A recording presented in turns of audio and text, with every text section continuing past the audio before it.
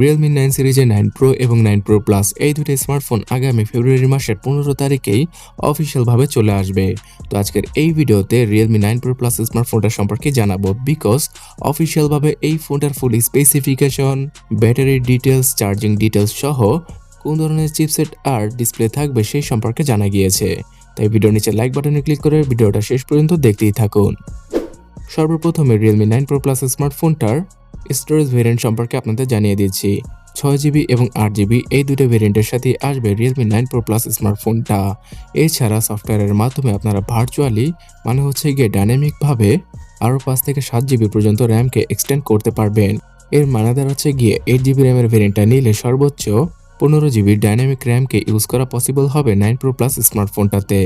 তার সাথে 128GBর UFS 2.2 এর ইন্টারনাল মেমোরিকে ইউজ করবে Realme তাদের 9 Pro Plus স্মার্টফোনটাতে। এই ফোনটার ডিসপ্লে হিসেবে এবার আগের মতোই সুপার অ্যামোলেড প্যানেলের ডিসপ্লেকে ইউজ করবে Realme, যেখানে কিনা আন্ডার ডিসপ্লে ফিঙ্গারপ্রিন্ট স্ক্যানারের সাপোর্টটা আমরা দেখতে পাবো। এছাড়া এবার 60Hz এর বদলে 90Hz এর ডিসপ্লের সাথে আসবে 9 Pro Plus স্মার্টফোনটা। তো আমি এখানে যদি Xiaomi Redmi Note সিরিজের সাথে কম্পেয়ার করি, তাহলে অবশ্যই Realme উচিত ছিল 120Hz এর ডিসপ্লেকে ইউজ করার 9 Pro Plus স্মার্টফোনটিতে। এতে করে তারা Xiaomiকে খুব ভালো একটা কম্পিটিশন দিতে পারত। বাট Xiaomiর স্মার্টফোনে আন্ডার ডিসপ্লে ফিঙ্গারপ্রিন্ট স্ক্যানার নেই। তো এই প্লাস পয়েন্টের সাথে Realme তাদের Realme 9 Pro Plus স্মার্টফোনটাকে সেল করতে পারবে।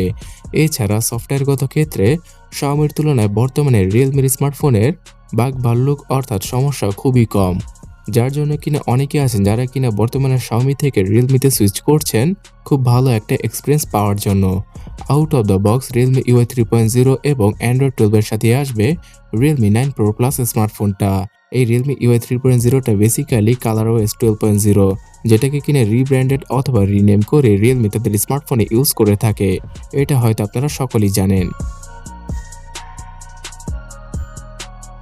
108 মেগাপিক্সেল অথবা 64 মেগাপিক্সেলের ট্রিপল ক্যামেরা সেটআপের সাথে আসবে Realme 9 Pro Plus স্মার্টফোনটি। হয়তো আগামী কিছুদিনের মধ্যে Realme নিজে রিভিল করে দেবে এই ডিভাইসটার মেইন ক্যামেরা সম্পর্কে, তখন আমি কনফার্মভাবে আপনাদের জানাতে পারবো।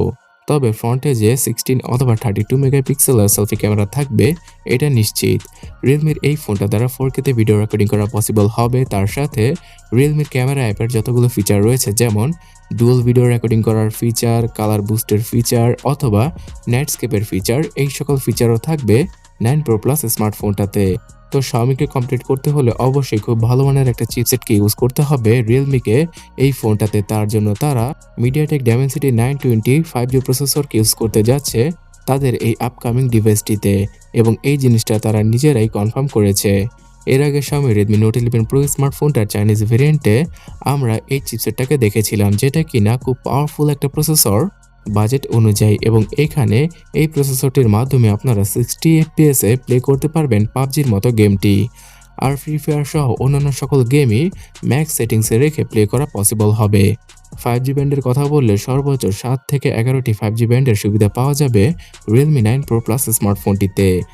আর এই ফোনটার ব্যাটারি সেকশনে আগের মতো 4500 mAh এর ব্যাটারি, তার সাথে 65 ওয়াটের চার্জিং স্পিডকে ইউজ করতে যাচ্ছে Realme।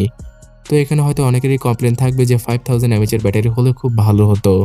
আসলে ডুয়াল সেলের ব্যাটারি ইউজ করার কারণে ব্যাটারি ক্যাপাসিটিটা কিছুটা কমানো হয়েছে।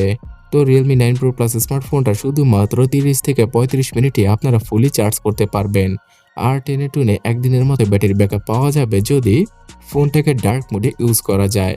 তো বন্ধুরা, এখন কোশ্চেন হচ্ছে কি 9 Pro Plus স্মার্টফোনটা কেমন প্রাইসে আসবে? ইউরোপের মার্কেটে আগামী 15 ফেব্রুয়ারি অফিসিয়ালভাবে লঞ্চ করা হবে এই ফোনটা, এবং সেই সময় হয়তো ইন্ডিয়ান মার্কেটেও চলে আসতে পারে 9 Pro Plus স্মার্টফোনটি, যার প্রাইসিংটা হবে 18 থেকে 22,000 রুপির আশেপাশে। তো বাংলাদেশের মার্কেটে আমরা আনঅফিসিয়ালভাবে 25 থেকে 30,000 টাকার ভেতরেই Realme 9 Pro Plus স্মার্টফোনকে পেয়ে যাব। অফিসিয়ালি এর প্রাইসটা হতে পারে 30 থেকে 32,000 টাকার আশেপাশে। তো বর্তমানে চিপ শর্টেজের কারণে ম্যাক্সিমাম স্মার্টফোনের প্রাইসই বেড়ে যাচ্ছে, তাই Realmeও তাদের স্মার্টফোনের প্রাইস কিছুটা বাড়াতে পারে।